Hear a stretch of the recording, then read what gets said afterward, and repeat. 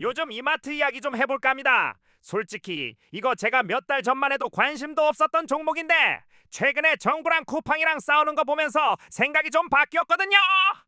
일단 타임라인부터 정리를 해야 될 것 같은데요. 올해 초에 쿠팡 개인정보 유출 터졌잖아요. 그것도 한두 명도 아니고 1,000만 명 넘게. 거기다가 플랫폼 갑질 문제도 계속 불거지고 정부가 진짜 빡쳤는지 새벽 배송 아예 폐지하겠다는 이야기까지 나왔어요. 근데 이게 여론이 완전 뒤집혔죠. 왜 소비자 편의를 빼앗냐? 이런 반발이 엄청 나오면서 정부가 급선회를 했습니다. 그래서 나온 게 뭐냐면 쿠팡 새벽 배송을 막는 게 아니라 오히려 이마트 같은 대형마트도 새벽 배송할 수 있게 규제를 풀어주자는 방향으로 가닥이 잡힌 거예요. 유통산업법 발전법 개정이라는 이름으로요. 이게 단순히 규제 완화 차원이 아니라 정치적으로는 완전히 쿠팡 견제하면서 동시에 전통 유통 대기업들한테 다시 한번 기회를 주겠다는 의미가 깔려 있는 거죠. 자, 그럼 여기서 한번 생각해봐야 되는 게 지금 시장이 쿠팡이랑 이마트를 어떻게 보고 있냐는 겁니다. 쿠팡 시가총액이 대략 32빌리언 달러 정도 되거든요. 우리 돈으로 환산하면 한 43조 원 정도? 이마트는 뭐냐? 2.7조 원이에요. 거의 10배 차이가 나는 거죠. 근데 이게 그냥 쿠팡이 인기 많으니까로 끝날 문제가 아니에요. 시장이 쿠팡을 보는 시선이랑 이마트를 보는 시선이 완전히 다르다는 얘기거든요. 쿠팡은 물류 플랫폼 성장주로 봅니다. 배송 네트워크를 장악한 앞으로도 계속 커질 거라는 프레임이에요. 반면에 이마트는 오프라인 유통주, 턴어라운드 해야 되는 회사, 구조 조정 중인 전통 기업 이런 인식이죠. 그런데 만약에 새벽 배송 규제가 완화되면 어떻게 될까요? 이마트가 갖고 있는 가장 큰 자산이 뭐냐면 전국에 140개 넘게 깔려있는 점포거든요. 지금까지는 이게 그냥 사람들이 장 보러 오는 오프라인 매장이었어요. 근데 새벽 배송이 허용되면 이게 물류 거점으로 바뀔 수 있다는 겁니다. 쿠팡은 어떻게 강한가? 대형 물류센터를 여러 개 지어놓고 거기서 라스트 마일까지 완전히 통제를 하죠. 그래서 로켓 배송이라는 브랜드를 만들었고 새벽 배송이라는 룰 자체를 쿠팡이 만들어버렸어요. 근데 이마트는 반대로 접근할 수 있거든요. 이미 도심 가까이에 주거지 근처에 점포들이 있어요. 거기서 바로 피킹하고 패킹해서 보내면 쿠팡보다 더 빠르고 더 신선하게 배송할 수 있는 여지가 생기는 거예요.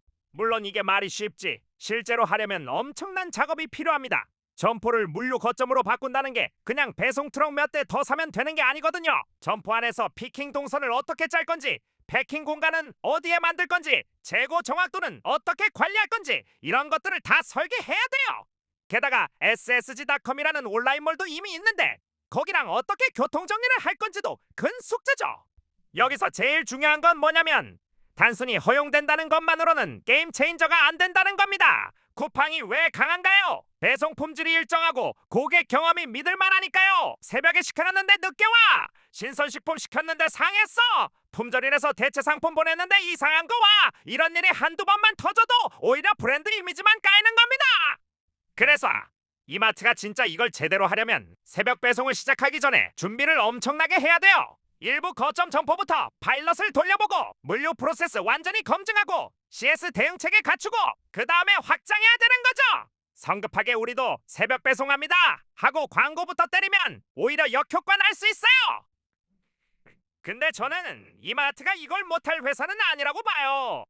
SSG닷컴으로 배송 실험을 계속해왔고 즉시 배송 같은 것도 이미 시도했거든요. 노하우가 아예 없는 건 아니에요. 규제만 풀려주면 할 수 있는 판은 열리는 거죠. 문제는 얼마나 빠르게 얼마나 제대로 하느냐인데 이건 솔직히 두고 봐야 되는 부분입니다.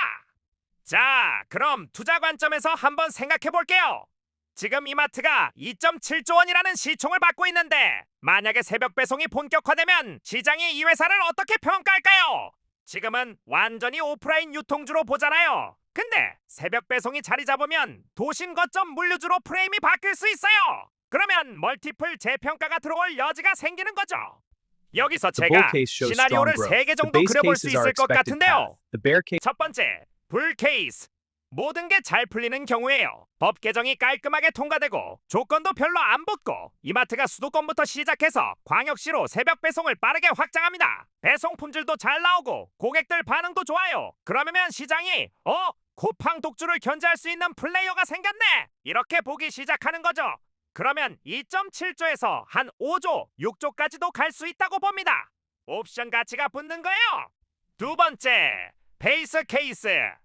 제일 현실적인 시나리오인데요. 법은 통과되는데 조건이 좀 붙어요. 허용은 하되 이것저것 제약이 따라붙는 거죠. 이마트도 초기에는 비용이 많이 들고 SSG닷컴이랑 내부 잠식 문제도 있고 숫자가 당장 좋아지지는 않아요. 근데 고객 이탈을 막는다는 측면에서는 의미가 있죠. 쿠팡으로 넘어가던 고객들을 붙잡을 수 있으니까요. 이 경우에는 완만하게 상승하는 정도? 3.5조? 4조? 이 정도 갈 수 있을 것 같아요. 세 번째, 베어 케이스. 조심해야 되는 시나리오인데요. 법안이 지연되거나 반쪽짜리 허용만 나올 수도 있어요. 소상공인 반발, 노조 문제 이런 게 터지면서 계속 미뤄지는 거죠. 설령 허용이 돼도 이마트가 물류 품질을 못 잡으면 오히려 브랜드만 까이는 겁니다. 게다가 쿠팡이 가격 공세로 나오면 이마트는 마진만 깎이면서 출혈 경쟁으로 끝날 수도 있고요. 이 경우에는 그대로 있거나 오히려 떨어질 수도 있죠. 그래서 지금부터 뭘 봐야 되냐면요. 첫 번째, 법안 진행 속도입니다. 유통산업발전법 개정안이 국회에서 어떻게 움직이는지, 진짜 제한 없이 허용되는 건지 아니면 예외 조건이 잔뜩 붙는지 이걸 계속 모니터링해야 돼요. 두 번째, 이마트가 어느 점포부터 거점으로 만드는지 봐야 됩니다. CAPX를 얼마나 투입하는지, 전국 확장 가능한 구조로 가는지 아니면 일부 지역만 실험하고 마는지 이게 중요하죠. 세 번째, 배송 품질 데이터예요. 소문이나 언론 플레이가 아니라 실제로 정시 도착률이 몇 %인지, 품절률은 얼마나 되는지, 대체 상품 만족도는 어떤지 이런 지표들을 봐야 됩니다. 이게 안 나오면 다 헛짓거리예요. 네 번째, SSG닷컴이랑 점포 간 역할 정리죠. 고객 입장에서 경험이 하나로 묶이는지 아니면 채널이 따로 놀면서 혼란만 가중되는지 이것도 중요한 포인트입니다. 다섯 번째, 쿠팡이 어떻게 반응하는지 봐야 돼요. 가격을 더 깎을 건지, 로켓와우 멤버십을 더 강화할 건지, 신선식품 라인업을 늘릴 건지, 아니면 광고 같은 다른 비즈니스로 수익 다각화를 할 건지 쿠팡도 가만히 있지는 않을 거거든요. 그리고 하나 더, 최근에 쿠팡 개인정보 유출 같은 리스크가 있잖아요. 이런 게 평판에 어떻게 영향을 미치는지도 변수예요. 물론 쿠팡 고객들이 당장 다 떠나는 건 아니지만 신뢰에 금이 가면 경쟁자한테는 기회가 되는 거죠. 정리하면 이겁니다. 이마트가 쿠팡을 이길 거냐?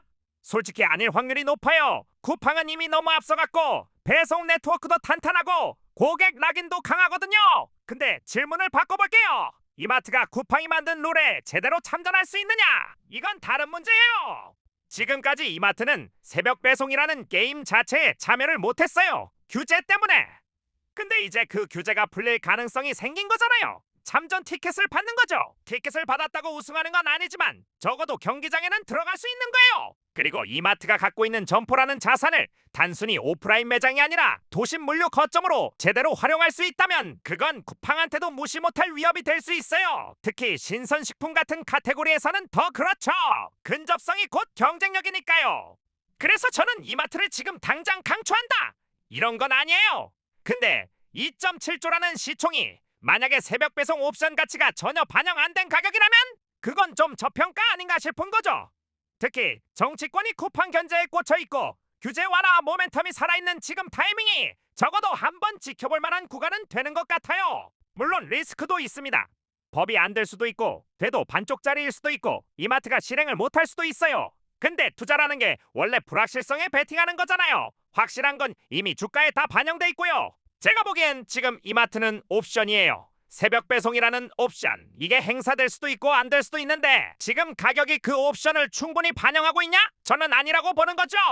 마지막으로 하나만 더 말씀드리면 이거는 투자 조언이 아닙니다. 저는 그냥 시장 상황을 정리하고 제 생각을 말씀드리는 거고요. 실제로 투자하실 거면 본인이 직접 리서치하시고 본인 리스크 감수하에 결정하셔야 돼요.